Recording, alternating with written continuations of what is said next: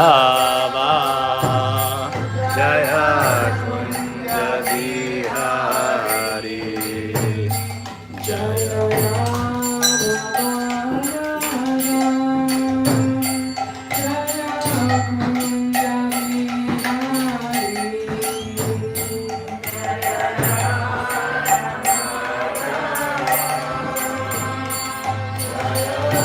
Kunja Bihari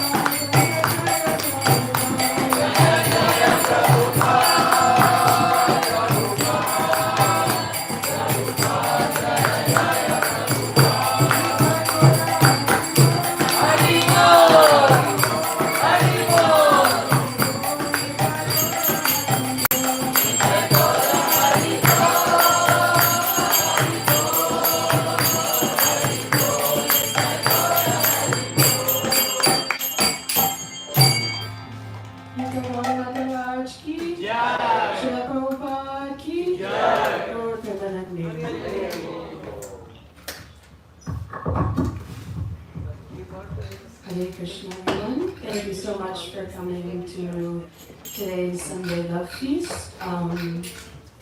So let me bring up my presentation. Oh, you can see it? I see some. Yes, okay. So today we'll be talking about a verse from Bhagavad Gita, chapter 4, text 11. But before I begin, I want to just ask for forgiveness if I say something incorrectly or if I offend anybody knowingly or unknowingly. I only have so much limited knowledge and through my study of Srila Prabhupada's books, but hopefully I can convey the message that he has written across. So first we can start, of course, with the invocation first. So who wants to start? Since you're right there, you can start with these first.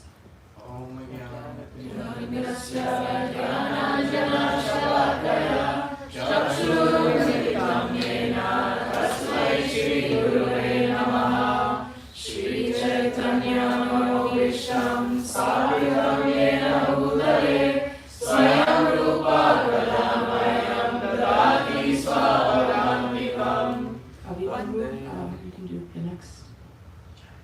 Vandeham Shri Guru Shri Radhakamanam Shri Guru Vaishnavanscha Shri Rupam Sagrajatam Sadhana Sajivam Sarvaitam Sadhutam Pariyasaitam Krishna Chaitanya Devam Shri Radha Krishna Saganadita Shri Vishakhavitamscha. Palash Prabhu, if you could do the next one.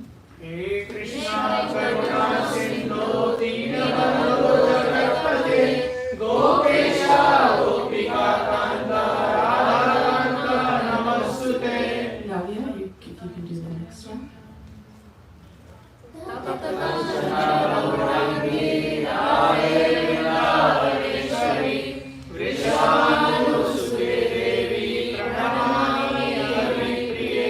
Samanvi, can you do the next one?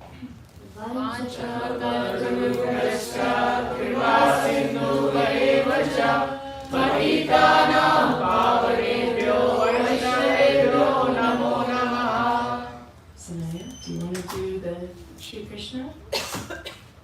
Shri Krishna Chaitanya Prabhu Nityananda Shri Advaita Gadadhara Shri Vasari Gaura Bhakta. Can you do the Hare Krishna? Hare Krishna, Krishna Krishna, Hare Hare Hare Rama Rama Rama Hare Hare. Thank you. So today's verse is Bhagavad Gita, chapter 4, text 11. Does anybody know the title of chapter 4?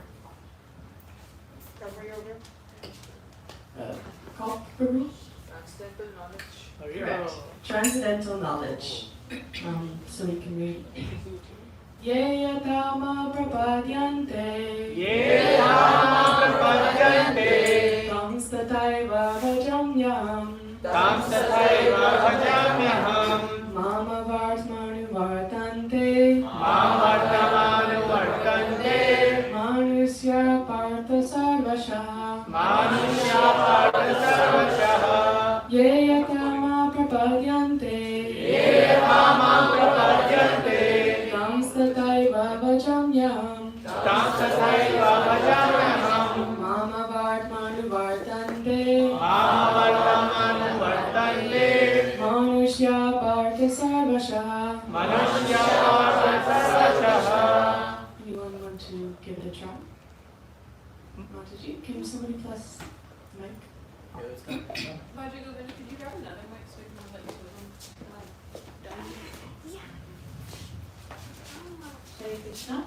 Ye yatha ma prapadyante. Ye Yatha Ma Prapadyante Tasatheva bhajamyaham. तथैव भजाम्यहम् मम व्रतात्मानुवर्तन्ते वर्तमानुवर्तन्ते मनुष्य पार्थ सर्वशः मनुष्या पार्थ सर्वशः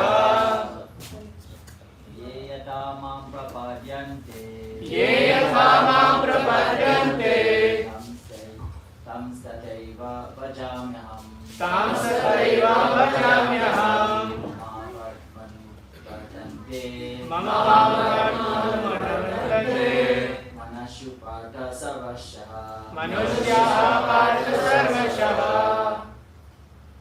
ये यथा मां प्रपद्यन्ते ये यथा मां प्रपद्यन्ते तां तथैव भजाम्यहम् तां तथैव भजाम्यहम् माम वर्तामानुवर्तन्ते मां वर्तमानुवर्तन्ते मनुष्यः पार्थ सर्वशः मनुष्याः पार्थ सर्वशः ये यथा मां प्रपद्यन्ते ये यथा मां प्रपद्यन्ते तां तथैव भजाम्यहम् तां तथैव भजाम्यहम् मां वर्तमानुवर्तन्ते मनुष्या पार्थ सर्वशः So, does anybody recognize any of the words up here? Like the English translation? Yes? Is mom me? Yeah. Vajamyaham, those who worship me. Okay. Partha? Manushya, human being. Okay. Yes, yes. And Vartamanu vartante, coming future. hmm, Sarvesha is the topmost or okay. the highest. So, here's the synonyms. Mom, and to me. Vartmanu Vartante is following the path. Partha, Vasanaprita, Sarvashaha is in all respects. So, can someone read the translation and give a summary? All of them, as they surrender unto me, I reward accordingly. Everyone follows my path in all respects, O son of Partha. So, what is your takeaway from that translation? Basically, when we follow the path of Krishna, he rewards us accordingly. Yeah, it's pretty straightforward, it seems. So, we can see Krishna rewards his devotees who are following on his path, right? But what has to happen first? It's in the text. Surrender. Surrender. Good job. So first, surrender, and then reward. So that's what I'm going to kind of focus on today, that one word. So first, what is surrender? So first, when people think of surrender, not in a Krishna conscious way, but in a general sense, what's the first thing that comes to their mind? Submissiveness. Okay, White flag. the white flag. Give up your free will and whoever you're surrendering to, follow that. Okay. Yes, Guru? Love. Okay. That's nice. Not if you're surrendering to Outside of Krishna consciousness. Yeah, outside of Krishna consciousness. Mundane surrender. Yes. So I remember one incident in Mahabharata when Arjuna went to Shri Krishna asking for the Narayani Sena. So Krishna asked, what do you want? So Arjuna said, I don't want anything. I am here not even to ask you. I am here to give myself to you. That is surrender. Yes, these are all very nice, but Mundane. mundane. Not spiritual. If you ask anybody outside of this room, what would they say surrender Army is? version of surrender. Yes, Mati? like give yourself up. Okay. That's what I was saying. Giving up your free will, actually doing what the other person wants. Okay. So, the dictionary defines surrender as like a white flag. To give up possession of something to declare yourself defeated, to give in or relinquish, to submit. So those are what the dictionary defines surrender is. So a lot of people actually think surrender also in like the context of war, right? So you've been fighting and fighting and fighting, but you can see that there's no way of winning, and you don't want to keep on going and all your soldiers are being defeated. So instead of fighting until the very end, you accept defeat and surrender to the enemy. But these words like defeat, failure, give up, those type of words have a negative connotation. So people think of surrender in the modern era in a negative sense. They don't want to surrender. That would be giving up. It's the last resort used in war, or sometimes surrender is even considered shameful. So today I would like to take that negative connotation that most people associate surrender with, and I want to turn it into a positive thing, or like the key to unlocking happiness. So before I go into surrendering Krishna consciousness, I want to talk about the palm tree. So we have a lot of palm trees in Florida, but what do we also have a lot of in Florida? Hurricanes, I heard it. So does anybody know how a palm tree is built? So actually, instead of one big piece of wood, it's almost like a bundle of cables. So it's able to bend in the wind. So say a big hurricane comes and it's a lot of wind. So what the palm tree will actually do is when the winds are strong, they surrender to the wind and bend with the wind. And if you look at all the other trees, because they're so rigid, they'll just snap. They'll try to stay strong, but they'll just. But the palm tree, it will bend, and once the wind stops, it's back up standing and better than ever, while everything around them is devastated. So the palm tree surrendered to that wind. So how is surrender in Krishna consciousness different than surrender in the modern era? So we talked about it a little bit. We discussed, somebody said surrender is love. Someone gave an example from the Mahabharata. Any other ones you can think of now that we're talking about Krishna conscious surrender? Yes, Mataji? All our karmas, whatever we do, we dedicate it to Krishna. Okay, that's very nice. So, contradictory to the definition of surrender, in Krishna consciousness, the first thing is surrender, and then the other thing starts, rather than first trying to fight, and then you surrender because you don't have the power to win anymore. Krishna consciousness is the other way around. You first surrender, and then you proceed into it. So in Krishna consciousness, surrender is, ultimately, surrender unto the Supreme Lord. As it says in the verse, as all surrender unto me, I reward them accordingly. There's another famous verse from Bhagavad Gita, chapter 18, text 66, and it says, abandon all varieties of religion and just surrender unto me. I shall deliver you from all sinful reactions. Do not fear. In other words, Krishna, he wants to give us shelter. He wants to give us protection. So we have many examples from our books where Krishna has protected his devotees, those who have surrendered unto him. And I'll give a couple of these examples later in this class. I really like this quote from Srila Prabhupada. It says, do not think that if you surrender your mind and senses in remembering Krishna, you will be loser. You will not lose anything except bondage, frustration, and suffering. So we are not losing in a sense, so we're not giving up defeat like in a war, where we can see surrender as a form of freedom, like the ultimate happiness. So we are giving something up ultimately, but the things we are giving up are the things most people don't want, right? Who wants to be frustrated? Who wants to suffer? Anybody? Any takers? Okay, good. That's good. So another quote that I like from Srila Prabhupada, he says, in the devotional service of the Lord, the only qualification required is surrender. Surrendering oneself is in one's hand. If one likes, he can surrender immediately, without delay, and that begins his spiritual life. But then, the question that maybe so many of us have is, why doesn't everyone surrender? If it's so nice, you give up so many bad things, why doesn't everyone surrender? It should be easy, right? Well, to explain this further and hopefully answer this question, I want to read a verse from Srimad Bhagavatam, Canto 2, Chapter 6, Text 36. So, you can repeat after me.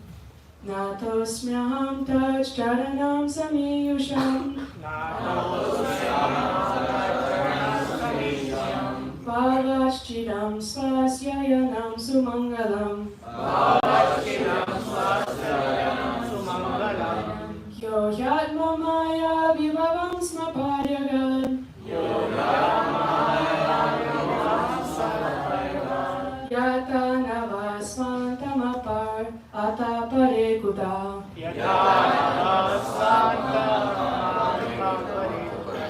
If somebody could read the translation. Somebody with a mic.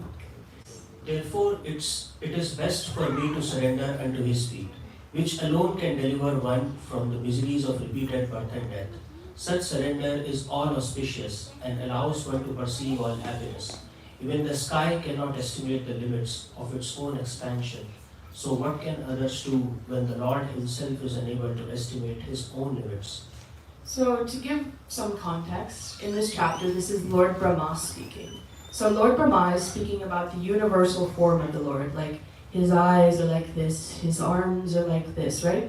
And in the previous verse, he had just finished describing. In the previous verse, he had said, although I am known as Brahma, the perfect in the disciplic succession of Vedic wisdom, still I cannot understand him, the Lord, the very source of my birth. So he had explained it, but he's like, yet I can't understand it. So therefore, it's best for me to just surrender. So what I would like to do is read an excerpt from the purport by Srila Prabhupada that describes surrender. So I just took the part that's talking about surrender because there was a couple other things discussed in the purport.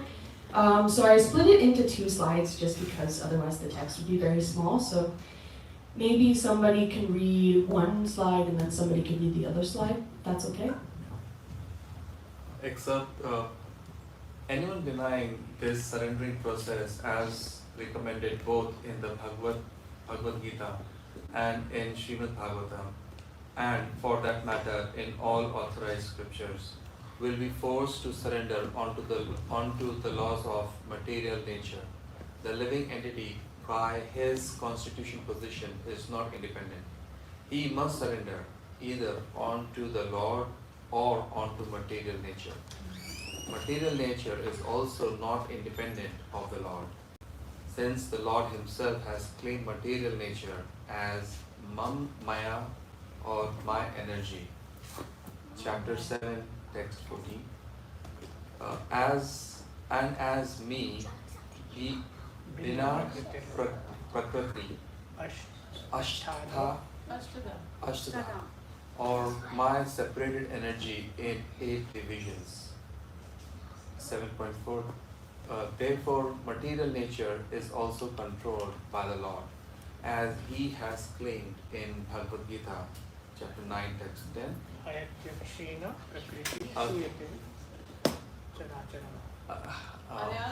Aryadya Sena Prakriti Suyokte Sar Characharam. So next reader can read. Under my direction only is material nature working, and thus all things are moving. And the living entities, being superior energy to matter, have choice and discrimination, whether to surrender unto the Lord or to surrender unto material nature. By surrendering unto the Lord, one is happy and liberated, but by surrendering unto material nature, the living entity suffers. So, the end of all suffering means surrendering unto the Lord, because the surrendering process itself is bhavachitam, liberation from all material miseries, swasti ayanam, perception of all happiness, and sumangalam, the source of everything auspicious. Thank you. So, Srila Prabhupada, he makes a very important point in this purport. So he says, the living entity has to surrender unto either the Supreme Lord or unto the material world. However, he also makes the point that the living entities have a choice. It's not that we're forced to do one or the other. We can choose which one to do. We have free will. After all, we're in this material world because of our misuse of free will. So another point Srila Prabhupada makes in the purport, and he says, and the living entities, being superior energy to matter, have choice and discrimination either to surrender unto the Lord or to surrender unto material nature. So again, we should kind of view surrender in more of a positive frame of mind, right? So surrendering unto the Supreme Lord is like surrendering to someone who will take care of you. So when we are children, right, all the children here, we're ultimately surrendered to our parents, right? Most of us have parents, though, who have our best interest at heart and want to take care of us and make sure our needs are met. I know, kids, it's hard when your parents tell you, oh, you have to go to bed at 8 p.m., oh, you have to eat your vegetables, and you don't like to do it. But ultimately, it's for good reason. They want you to get the right amount of sleep. They want you to, go big and strong when you eat your vegetables, right? So when surrendering to material nature is like surrendering to someone who takes every chance to bring us down. So you may have brief moments of happiness when you get up, you have some good stuff in your life, but ultimately, as Srila Prabhupada says in the purport, suffering is part of the material nature. So we can see how surrender to the Supreme Lord is more of a positive thing, right? It says we will get liberation from all material miseries, and then that surrender is the source of everything auspicious, though. But I want to get back to that question I just said. If it's so simple, why doesn't everyone surrender? So the thing is, it's ultimately due to just simply not knowing. We have this false sense of comfort. We don't think we're in danger. We think we're perfectly fine just going about our daily lives, going to work, going to sleep, going to school, whatever we do. We have the thing like, oh, it's so nice here. Why would I need to do anything else? But if we knew how many lives we've gone through to get to the point where we are now, it might ignite a fire under us. So many of us have that knowledge already, right? So we are a little more inclined to this. So before we can even think, though, of surrender in general, we need to evaluate where we are at this current moment. So it's kind of like a doctor, right? Before they give you any treatment, what does the doctor do first? Diagnose. But how does he do that? Symptoms. Ask questions, text temperature, yeah. So first what he'll do, he'll give you a full checkup, right? He'll check your blood pressure, he'll check your reflexes, ask you, say so he'll give you a full evaluation to make sure he has all the information he needs before treatment can be given. So before we get to surrender, what I would recommend, a positive self-evaluation. So some people prefer to focus on what they're not doing. And for some people that really works. Like if you were in the class last week, Krishna Prema Prabhu, he was saying he prefers to hear the bad parts of the evaluation. I tend to lean on the more positive parts of the evaluation. I don't know, maybe that's just me. So I want you to focus on what you're doing right now, and you're doing a good job. But what can you do to take it to the next level? So hopefully, now that you have the knowledge, you know what surrender is, why we should do it, what about how?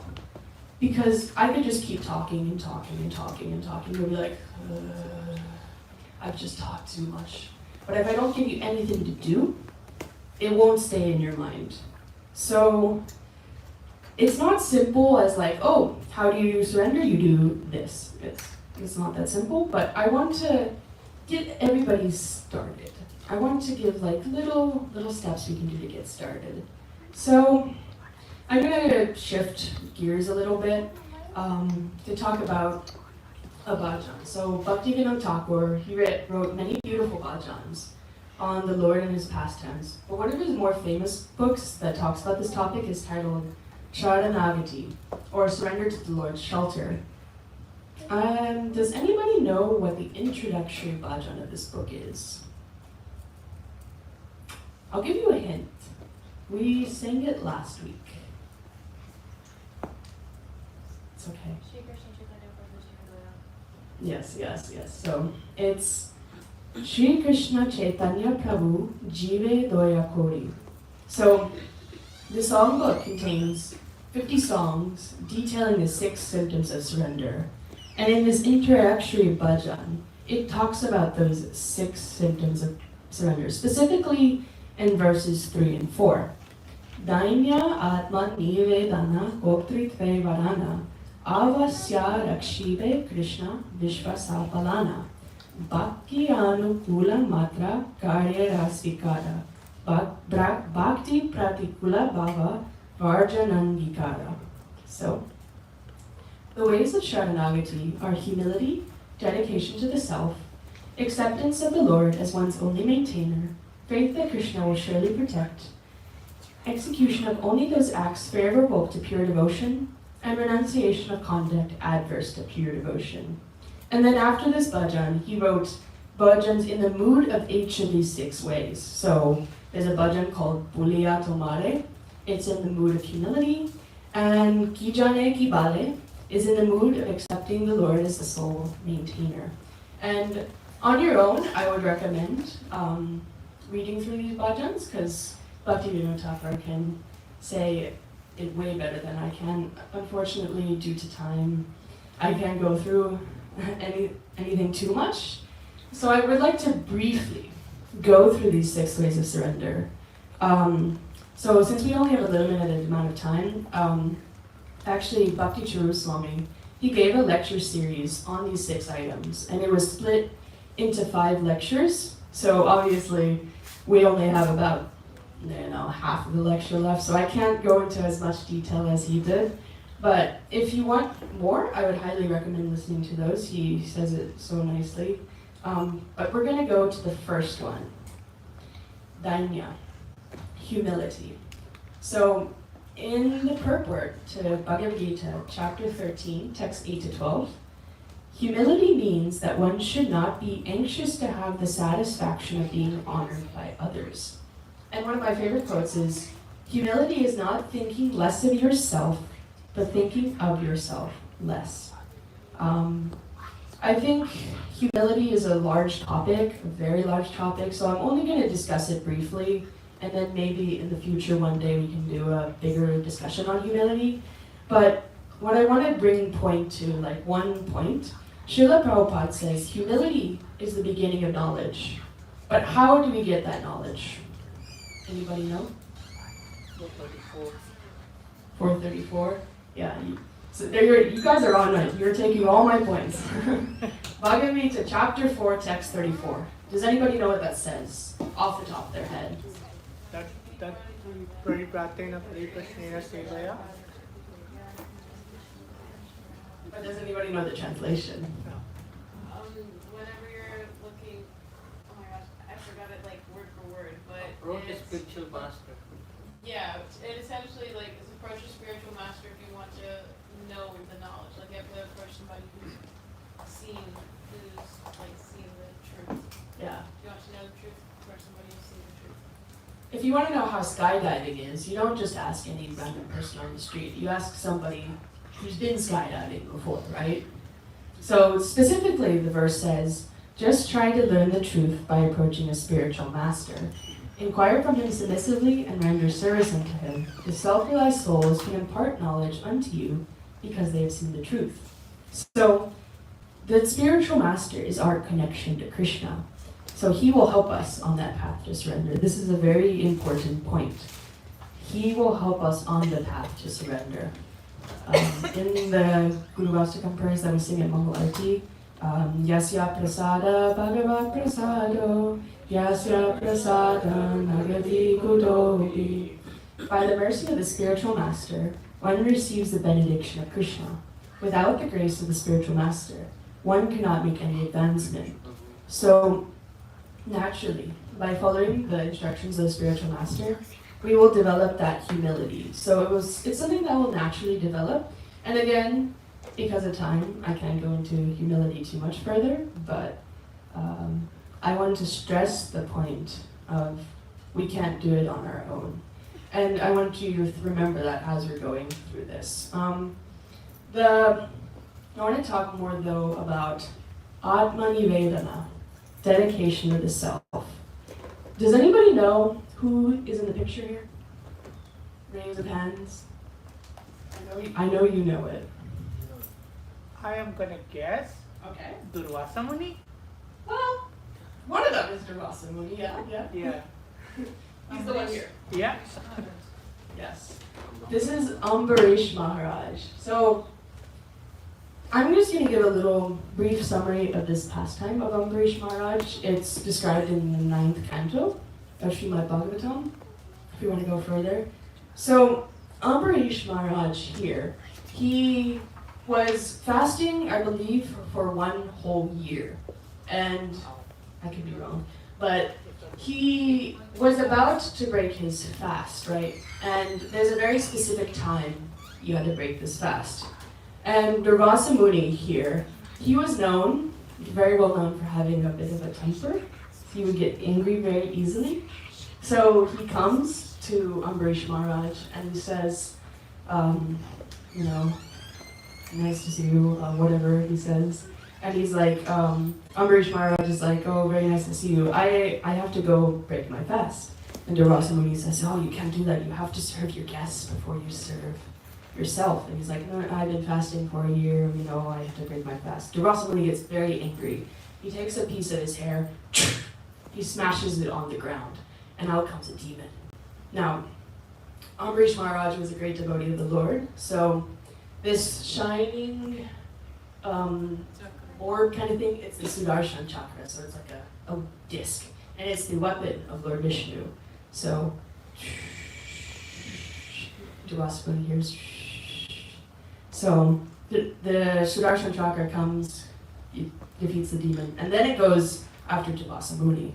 So Durvasa Muni is running all across the 3 worlds, trying to run away from this chakra. He goes to Shiva, he goes to everybody. Eventually he goes to Lord Vishnu. He's like, Vishnu, can you call off your chakra? It's chasing me throughout the 3 worlds. Vishnu says, I cannot call off my chakra. You have to ask forgiveness for Ambarish Maharaj. So he goes to Ambarish Maharaj, and that's why he's at the feet of Ambarish Maharaj. He's asking for forgiveness. So that's I just wanted to give a brief pastime of this great devotee. And there's this famous verse from the Canto 9, Chapter 4, text 18 to 20. It's very nice. I think due to time, I'm not going to read through it all. But essentially, it's Maharaj Ambarish always engaged his mind and senses in the service of the Lord. For example, he says, he engaged his eyes in seeing the deity of Krishna. He engaged his tongue in tasting the Lord's prasad.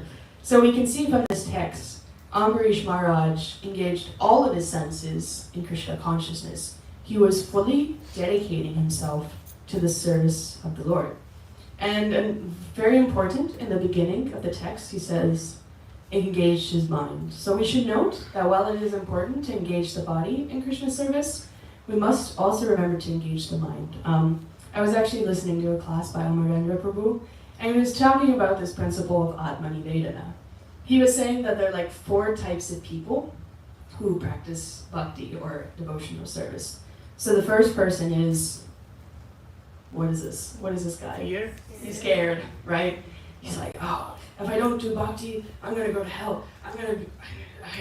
My life's gonna be in shambles. So that's the first type of person who does bhakti. And then the second type of person. Well, desire. Get the reward. Reward, yes. So, if I sweep the temple, I'm gonna go to the heavenly planets. The third type of person, this is the one's a little more knowledge. He knows, right? The scriptures say, I should do it, so I'm gonna do it. And the fourth person, he just does it for Krishna. I'm practicing bhakti for the Lord's pleasure. So all of them are ultimately practicing bhakti, right? But what's the difference between the first three and the fourth one? Motive, yes, but what similar to what we were talking about. Is doing for the Krishna. Yes.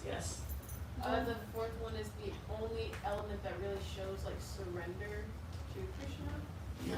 Well, the fourth one is the only one that's engaging both the body and the mind in Krishna's service. So, the person who's sweeping the temple for reward, he's engaging the body, but his mind might be on the reward. I'm going to go to the heavenly planets. But the person who's practicing bhakti, just to please the Lord, he's thinking of the Lord, right? Where am I? So where's another place we hear the words Atma Nivedana? Prahlad Maharaja's prayers. Yes? Do you know what those prayers are specifically talking about, though? Shavanam, Kirtanam, Vishnu Smaranam, Atma Nivedanam, Padsevanam, Sakshyam. Archanam, Vandanam, Dastam. So what are those? Those are all the stages of devotional service. The 9 processes of devotional service. So, Atma Nivedana is at the very end, right? So, it's not really like a step-by-step, you have to do this before you have to do this, but it is recommended to do the first 3 before we go to Atma Nivedana. So, it's also mentioned in Govinda Das Kaviraj's Bhajan, Bhaja Huremana. So, something practical that we can do is actually do those first 3 processes. So, what's the first one? Shavanam. Hearing. What's the second one? Kirtanam. Chanting. What's the third one? Smaranam. Remembering. Good. So, hearing, there are many ways we can hear. We can hear the holy name, the Hare Krishna Maha Mantra. We can hear scriptures like Bhagavad Gita, Srimad Bhagavatam. So, where does this all occur? Here. Here? Yeah, Here? every Sunday 4 p.m. You're doing it. Good job, guys. You get a gold bhakti point. Woo. Yay. So every Sunday here we do a lot of hearing. We hear the holy name first, then we hear the holy name through the books, then we go back to kirtan, and it's just all around hearing. So if you want to do hearing, come here. It's pretty simple. Chanting. So chanting, most people think japa or kirtan. Also, you can consider like chanting. You can chant the scriptures, but specifically, I'm talking about japa or kirtan. So, the practical way that I incorporate more chanting in my life, which I'm also incorporating hearing. So, I just play kirtan when I'm doing work or when I'm cooking, when I'm driving, and I can hear it, and I can also sing along. If I'm not at work, if I'm at work and I was just, Hare Krishna, my coworkers will look at me a little funny, but I'm at least listening, right? And when I'm cooking, you can chant. So that's something like, while you're doing something, you can also be hearing the Maha Mantra. Remembering. Now I've been talking a lot, and so I want to bring it to you guys. How can we practically incorporate remembering into our daily lives? Maybe, some of you can give tips out there. So I'm going to bring the floor to you guys. The real knowledge, applying it. Applying the real knowledge, okay. Any others? Seeing photos of Krishna, like having deities of Krishna in home, so that you can see and remember all the time. Okay. Any others? I'd say reading more, because whenever you read more about who Krishna is and just what Krishna is, because even in the Bhagavatam, it describes external, internal, all the energies of Krishna. You can kind of see the external energy mix of everything. So you can, I guess, if you read more about Krishna, you know more about Krishna, you can relate it to things that you encounter throughout your day. Okay. Especially the pastimes. Oh, yes. So, for One children? more way to remember is preaching. Practice for preaching. So, children, you can even teach children remembering, and put on little Krishna, you know, and then they'll be talking, oh, little Krishna, you know, Krishna lifted Govardhan hill today. Oh, you know, Krishna defeated this demon. So even children, you know, they can incorporate remembering into daily lives. But I think the overall general theme is just, you know, try to incorporate it into our daily lives, whether it's through pictures, whether it's through reading books, just, you know, do more. Music So, also helps. Music, singing bhajans, that Mhm. really helps. It lingers on. bhajan. Yeah, I get bhajan.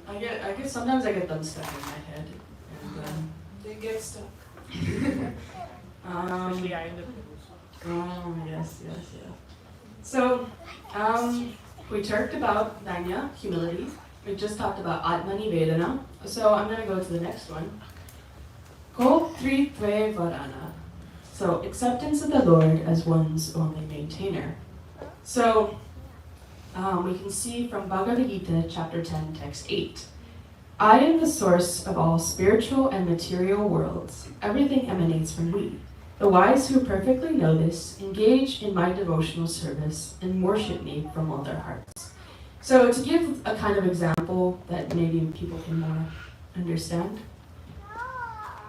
we all have plumbing, hopefully, within our homes. So you have different ways you can get water. You can get water from the kitchen sink, you can get water from the bathroom sink, you can get water from the toilet, the shower, the washer. All these ways you can get water, right? So I work in like water treatment, among other things, but the main thing I do is water treatment. So if you have poor quality water, so you can add like a filter to get rid of those impurities. Like you can add like a reverse osmosis filter in your home, and that takes away some of the impurities that may have come. Anyways, if you add a filter, let's say, just to your kitchen sink, will that solve the problem of the poor quality water? Yeah, for your sink. You'll get great water out of your sink, but out of your shower or the bathroom sink, it's still that same poor quality water. So what do you have to do to fix this problem? Yes, go to the source. Now, you can't go to the water treatment plant, but what you can do is you can go to the source at your home. You can go, some people have wells, some people have like a water tank or like a line to your house. I'm not sure how it exactly works. I work more on the other side. But you can add this straight to the source, to the main line that goes and branches out. And then all the sources will have this high quality water, right? Everybody still with me? Everybody? Okay. Similarly, so we can go to different demigods, for example, to get different things. I'll pray to this demigod to get knowledge. I'll pray to this demigod to get wealth. I'll pray to this demigod to get a nice spouse. So you can, split your energy in going to all these different demigods. But it's easier if you focus all your energy on the source, right? So instead of trying to balance your time between all these different demigods, you can focus on the source, which, is the Supreme Lord. Now, if you go to the Supreme Lord, He will give you everything you need to maintain, as it said in the Bhagavad Gita verse. But does that mean we should just, all right, Krishna, I know you're my maintainer, so come on. Is this gonna work? If just waiting for Him to come, will that work? No. So we should keep going on this path, and with that understanding of this. So we shouldn't think, oh, yep, I'm going to chant 2 rounds. Krishna, you can chant the other 14. That's okay. So it should inspire us actually to work harder, to continue on that path. Another example we can think of, so when we go to college, typically they don't let you just take all these sort of classes and then finish, right? I want to take painting, then I want to take chemistry, and then I want to do yoga. You can do these things, but ultimately, they prefer you to go to get this degree. And then this degree, you have a set number of classes you need to take. In the class last week, which if you weren't here, it's uploaded to our YouTube channel, we were talking about the difference between those who are resolute in purpose versus those who are many-branched. So if we focus and have our aim as one, we can develop that faith and keep focused. Whereas if we try to go different paths, it will be confusing. But if you want more on this, I'd highly recommend listening to the class. It was a very nice class. So what's a practical way we can develop this? Any ideas? Can you repeat? Like practical ways we can develop this kind of mood. Any ideas? Being around people who share similar ideals. That's a good one. That mood. Yeah? Association is very, very important, yeah. Because even if you're doing it unconsciously, you're taking characters and qualities from those people you associate with. Any other ideas? Taking only prasadam, diet. Yeah, that's good, that's good. The one I was going for is like kind of gratitude, right? Does anybody know what gratitude means? Any ideas?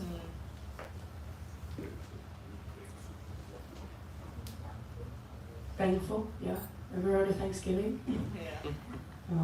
So a practical way we can develop this mood is like gratitude, When something in your life goes well, you can have that understanding that like, yes, everything comes from Krishna. Krishna has given me these nice things. And you just express gratitude. And even if your life is just going normally, nothing special is happening, you can still have that gratitude. Because of time, we'll have to go a little faster. So the next one is Avasya Rakshibe Krishna Vishvasat Alana. So that's faith that Krishna will protect us. So I kind of gave it away in the slides, but who embodies that principle? Prahlad Maharaj. So for those of you who don't know, Prahlad Maharaj was a small 5-year-old boy who he was chanting the name of the Lord, and his father, who was Hiranyakashipu, he did not like that because he was on the opposite side of the demons and demigods. So he was like, at first he was like, oh, it's your teachers, but the teachers were like, no, it's not us, he just does this. So then he did different things. He put him in, like you can see in the picture, he put him in a room with snakes. He put him in a pot of boiling oil. He threw him off a cliff, right? Different things, but ultimately, Krishna protected him. He didn't say, Krishna, I have faith in you, but I'm putting on a suit of armor just in case, just in case I get thrown off the cliff and you don't protect me, I'll just put on this suit of armor. So he didn't do that. He simply had that faith. He chanted the Lord's names with full faith, and Krishna protected him. I wouldn't recommend going in a room full of snakes and just chanting. We're not at that level yet, but so we can see the key word here is faith. A quick tip, because faith is again a whole class in and of itself. A quick tip for this is something that's already been mentioned. Reading Srila Prabhupada's books. So Srila Prabhupada, he emphasized the daily reading of his books, and here's a quote. I am requesting all of my students to read my books very seriously every day without fail. So for those of you who are just starting, you can start with Bhagavad Gita, reading Bhagavad Gita 10 minutes a day. Also, many of the stories I talked about, like Ambarish Maharaj, Prahlad Maharaj, they come from the Srimad Bhagavatam. Jai Shri Shri Thakur Maharaj ki jai.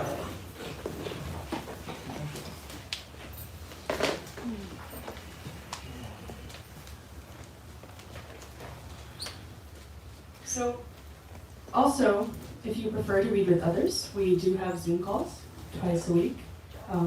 Chaitanya Charitamrita, Thursdays, 7 p.m. Srimad Bhagavatam, we do Saturdays at 8 a.m.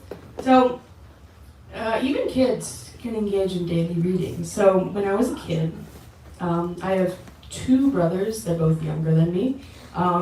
What we would do, my dad, it was after eating, after we eaten lunch or dinner, whatever it was, he would sit us down on the couch and we would read stories from the Ramayana, or we read stories from the Mahabharata. You know, that's kind of stories is very engaging for children. Like if you read like a Bhagavad Gita verse to them, they wouldn't be as interested. But if you read stories from like the Ramayana and the Mahabharata, they're much more interested in that, and they can still learn like some of the principles that is talked about in those books, but it's in a way that they can easily understand. So even children, you know, and if you're reading to them, you know, you're also participating in that. But I want to stress that it's not just reading. It's reading and applying. Because for example, if I just talk and talk and talk and talk, and then you go home, you don't do anything I said, that's not, it was just going in the one ear and went out the other. So we should be reading Srila Prabhupada's books, taking notes, like maybe not like, you know, physical notes are nice, but even mental notes you can take. And you can apply what Srila Prabhupada has taught. So if you do this, you know, over time, that taste is going to develop, and then that faith will develop. So these 2 last ones are kind of 2 sides of the same coin. Can anybody give me some acts favorable to pure devotion? Chanting daily, Okay, yes. waking up early. Prabhu. Others? Seva, devotion. Okay. Maybe somebody who hasn't spoken yet can give an example. Yes, Prabhu? Reading Srila Prabhupada's books daily, like you said. Yes, that's a good one. Any others? Serving the devotees.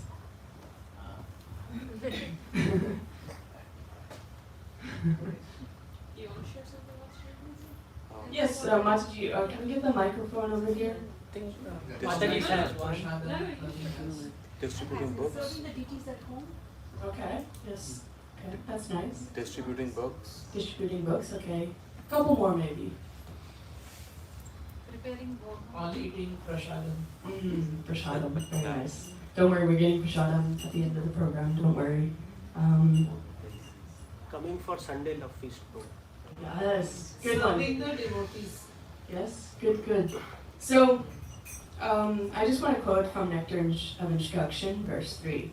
There are 6 principles favorable to the execution of pure devotional service. 1, being enthusiastic. 2, endeavoring with confidence. 3, being patient. 4, acting according to regulative principles, such as Shravanam, Kirtanam, Vishnu, Smaranam, hearing, chanting, and remembering Krishna. We talked about that earlier. Abandoning the association of non-devotees and following in the footsteps of the previous acharyas. So on the other side, Bhakti Pratikula Bhava Varjanangikara. So, couple examples maybe of conduct adverse to pure devotion. What is not good for devotion? Being lazy sometimes, like chanting or something. Dishonesty. Prajalpa. Prajalpa, okay. What is not good for devotion? I mean, not following what we have learned. Okay. PNPC. Paraninda Paracharsha. Microphone. Paraninda Paracharsha. Paraninda Paracharsha. That means talking about someone and then criticizing others. Yes, That is yes. Paraninda Paracharsha. That's good. All right. Breaking the regulative principle. Okay, yes. So, on the other hand, Nectar of Instruction, verse 2 gives 6 activities unfavorable. So, one's devotional service is spoiled when he becomes too entangled in the following 6 activities. 1, eating more than necessary or collecting more funds than required. 2, over-endeavoring for mundane things that are very difficult to obtain. 3. Talking unnecessarily about mundane subject matters. 4. Practicing the spiritual rules and regulations only for the sake of following them and not for the sake of spiritual advancement, or rejecting the rules and regulations of the scriptures and working independently or whimsically. 5. Associating with worldly minded persons who are not interested in Krishna consciousness. And 6. Being greedy for mundane achievements. So there's of course more than what we described and what was said. And if you're very, very sad that I didn't go into these 2 verses, you're in luck. We had a nice panel discussion that Gopi Bob and Keshav, they gave a very nice discussion on this. It's on YouTube. So if you would like more about these 2 verses, it was done I think September sometime. So if you scroll back a little bit, you can listen to that one too. So and then this is like a kind of natural process. As you do things that are favorable, naturally the things that are unfavorable will go away. We simply don't have enough time in the day. 8 hours are dedicated to sleep, 8 hours are dedicated to work or school, and that only leaves 8 hours for you to do everything else that you need. That might be driving to and from, cooking, doing chores, doing groceries, and that only leaves you a couple hours. So we need to use our time wisely. So hopefully I didn't ramble on too much because I want to give a little memory test, if that's okay. So we talked about the 6 ways of surrender. Let's see if we can name them in order. So I'm going to give you a bonus bhakti point if you can give the practical application that I mentioned. So what was the first one? Yes? Humility. Humility. Bonus points if you can remember what I said about humility. Humility is not thinking less of oneself, but thinking of oneself less. Less. Oh, but what was the practical application? That was a little earlier. It's okay. Accepting the instructions of the Guru, right? Bhagavad Gita chapter 4, text 34. Then what was the second one? Atmanivedana? What's that? Do you remember anything like practically you can do for that? Surrender to the Lord. Okay. Surrender to the What do we have to do before that?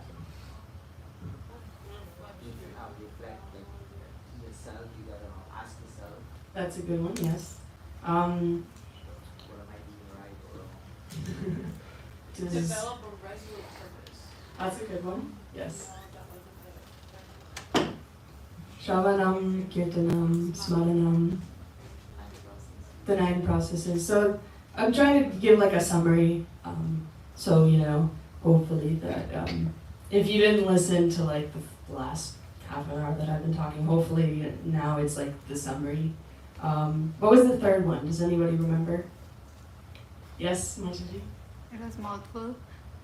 Go Tratve Varana. Yes. What was that? Do you remember what it was in English? Acceptance of Okay. Lord. But what specifically? Accepting the Lord as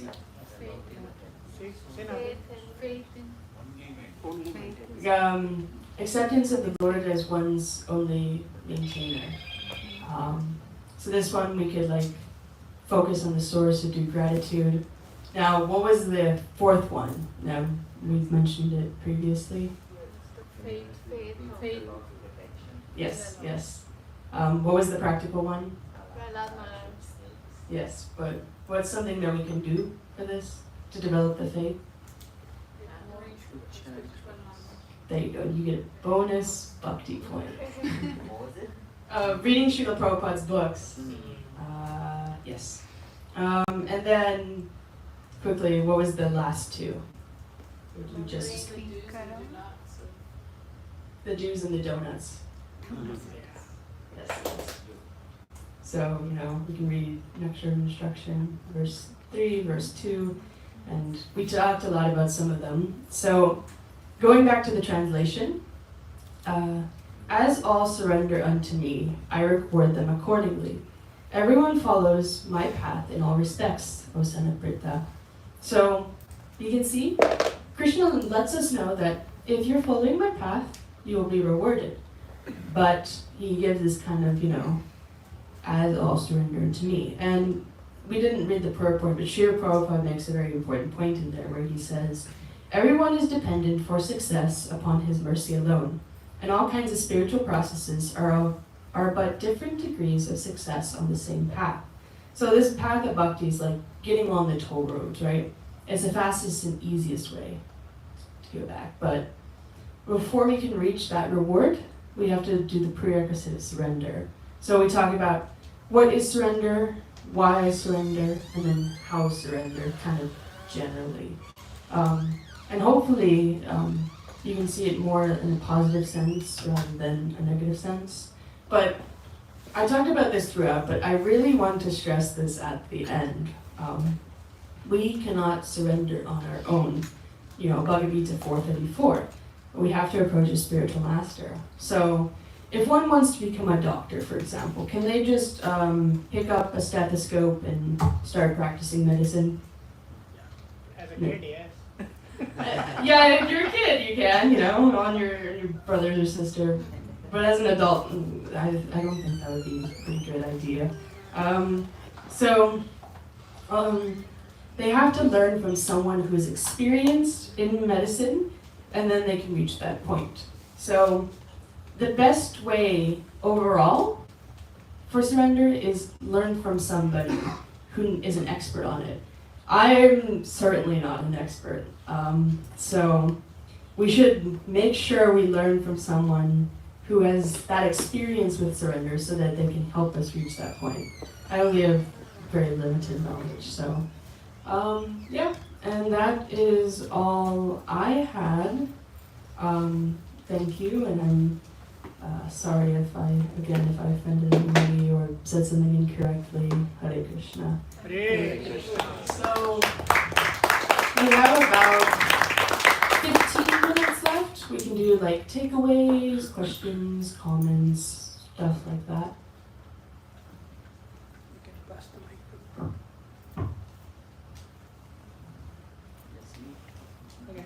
Okay, so thank you for the class, Mataji, and very wonderful presentation that you have here.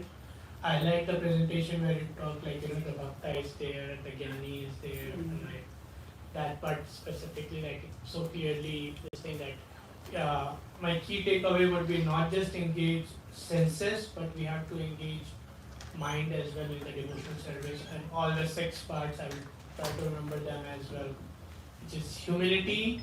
I can go back to the slides. Dedication of the self, acceptance of the Lord as one's maintainer, Krishna will be the only protector, and things doing to favor of devotion, and renouncing one that is not in favor of devotion. So, yeah, thank you so much, Mataji. Very wonderful class. Yes, I like how you stress that point of not just engaging the body, but also engaging the mind. Because if you're engaging the mind, you're more fully into it. Because the body can work almost sort of mechanically after some point, like, after you do it for some time. But if you do it with your mind also engaged, you're really focused into that activity that you were doing. So that's a very good point that you're stressing. Suresh Prabhu?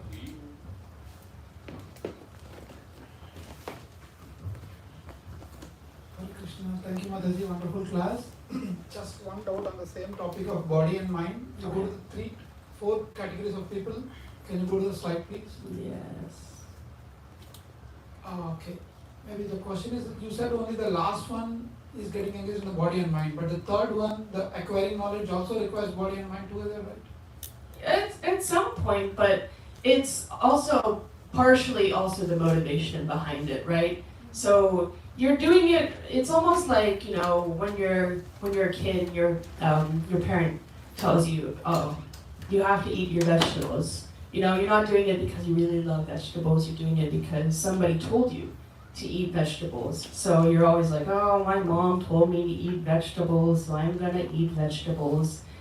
But it's also partially the motivation behind it, and of course I was listening to the class, but I might have not have taken the whole point.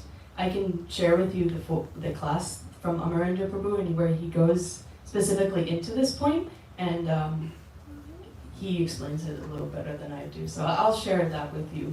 Thank you, Mataji. I think the key takeaway for me was like knowingly like the do's and don'ts of that whatever you read, that is something we need to reiterate ourselves bi-weekly or monthly so that we progress.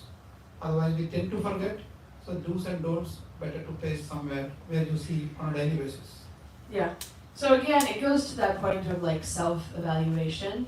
You can see positively, oh yes, I'm coming to the temple, I'm doing this, I'm doing that. And then you can think and see maybe something small that you can additionally include, do that little, keep checking in on yourself, right? Keep checking in. And that will also help you on that path. So yes, thank you for mentioning that one. Hare Krishna. Thank you. I think, as he said, Prabhu said, the third mind is also required. Yes. I think in the fourth, body, mind, and soul is also required. I think. That's a very nice way to put it. Yeah. Yes. Thank you. My takeaway point was, Mataji, sorry, that humility, the definition you gave, that we should think less about ourselves and we should not think less about others. And so, but the thing is that though we may think that we are very humble in many ways, we may be very kind, we may be very soft-spoken and so many things, but many times I feel that some micro-ego is always there in the mind, very difficult to uproot. And Krishna is absolutely against ego. That is one quality he just wants us to discard. How can we do that? I don't know. And one more thing I want to just ask that, isn't it Atmanivedan equivalent to surrender, or is there some difference between the two? So Atmanivedana is specifically like fully dedicating oneself. It's like it's it said in the bhajan, it was like six ways. It's just one of the ways that we can do it. It's like fully surrender. Another I didn't mention, but another great example of this is Bali Maharaj, right? So brief overview of the pastime. So Bali Maharaj, Vamana, who was actually the Supreme Lord, he came in and he asked for 3 steps of land. And Shukracharya, who was his guru, he was saying, oh no, don't do that, you're going to give everything away. And he was just like, no, I'm just going to fully surrender unto that. And, Vamana grew in size. He took his first step, he took over half of the world. His second step, he took over the second half. And he's like, I have nowhere to put that third step. And Bali Maharaj just bowed down and said, you can place it on my head. So it's kind of like a different mood of surrender, but it's all of these are surrender. And, Amanivedana might all go into one. But on your point about like humility and like the micro-ego, it's like we are so conditioned in this material world. Like growing up, you're so focused on I, me, mine. It's just how we grew up. So it's going to be very hard, like you said, to break that sort of, cycle. It's going to take time, but I think if you're one who's thinking, oh yes, I'm so humble, I'm very, very humble, Hare Krishna, you're thinking, I am so humble. You're not really humble. So it's just going to take time. And over time, that micro-ego, it will slowly and slowly, we can see it from more exalted devotees in our movement, who have kind of really focused the least amount of themselves and focusing more on the Supreme Lord. So it's kind of like, tipping the scales and, instead of trying to balance it, just less about myself, more about Krishna. But yeah, hopefully that answers. Thank you, Hare Krishna. Mataji, like chanting 16 rounds consistently and regularly, can this micro-ego and little bit pride what we have, that will go? Yes, it's one of the ways, chanting 16 rounds. 16 rounds. Yes, it's definitely one of the ways. Srila Prabhupada that's the amount that he set for us, because before it was 64, and then he was like, oh yes, maybe we'll shorten it to 32, and his disciples were just saying, oh no, that's still even too much. So Srila Prabhupada was very fortunate. He shortened that to 16 rounds. But yes, it's one of the ways, but we also need to do other things, because chanting 16 rounds takes maybe maximum 2 hours of your day. So there's other ways you can, engage yourself, for example, tasting Krishna Prasadam. That's everybody's favorite way to do devotional service, because, you're taking tasting Prasadam, but you're also doing service to the Lord. So chanting 16 rounds, I think, is one of those items, but you also have to incorporate other items. And yes. And if anybody else has anything to add to these points, just let me know. Because I only have so much knowledge, but with our collective knowledge, if you want to say something more, just yes, Gopi Bach. Can we get the microphone? I just wanted to add about can I make a comment too? Yes, please. I just want to add, it's not just about chanting 16 rounds, it's about the mood in which you chant. A lot of people, especially after you get initiated and you're just consistently doing 16 rounds all the time, it's very easy to get robotic. It's very easy to just chant and your mind is in a completely different place. So when we are chanting and we want to get rid of this ego, we have to remember, how did the acharyas approach the holy name? Right? In what mood did they approach the holy name? And in that way, we can also, and like Marisha was saying before, about adding seva. So by doing seva, we're humbling ourselves, especially some certain types of seva, like cleaning the toilet, right? So it's these types of things that humble ourselves and make us have, not a lower state of mind, but it's just humility is something that develops naturally. Yeah. So you just have to follow the acharyas. How did they view the Maha Mantra and how did they approach Nam Prabhu? And in that way, if we also do it in the same way, then humility will develop. And another thing is serving devotees. When you have the devotees' kripa, that's the best way for you to get anything. Thank you. Any other comments, questions? Prabhu here. So, really want to point about gratitude. By the way, the class, really nice presentation, especially with the slides and all the backup from different scriptures from Srila Prabhupada. So, one was mentioned about gratitude, and you mentioned that we should, something happens, we should all be thankful for it, even if it's good or if it's bad also. So for a devotee, even if something bad happens, he thinks about it this is a good to him, because for a devotee it could have been worse. But Krishna is rewarding accordingly to how you surrender. So in this way, say you get into an accident, you didn't die, or you didn't get paralyzed or something, but you get a broken foot or something, it could have been worse. So the devotee thinks like that, and he's also thankful if something happens bad to him. That's what I want to point out. Yeah, and that mood can be a little difficult to develop though, because especially when something bad happens, we just try to find something to blame.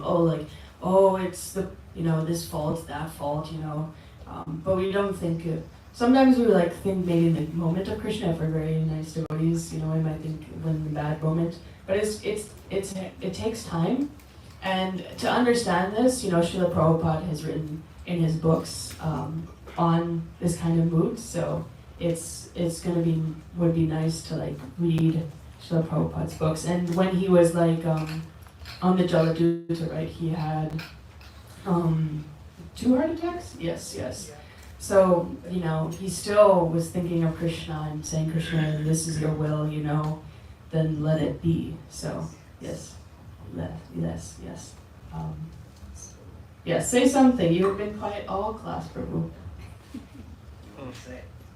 Comments, questions, takeaways. What did you take away? So, you reflected briefly a bit towards the very end, the last 2 points, obviously. Acts that are in favor of and then acts that are in adverse to.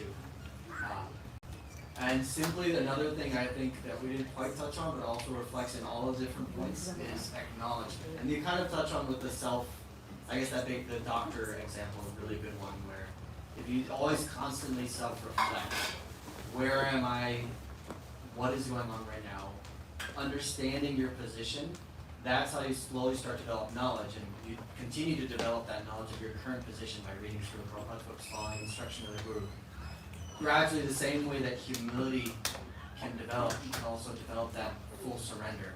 So I do like that constant checkup, and sometimes also it's good to reflect, where sometimes Srila Prabhupada will check up on you, and even though it's not your own the present, there are ways that you can still have Prabhupada giving you like a spiritual diagnosis. So like oftentimes when you chant, you can chant with Srila Prabhupada. Specifically, you want to make sure you're chanting to the recording where he calls you out and says sit properly.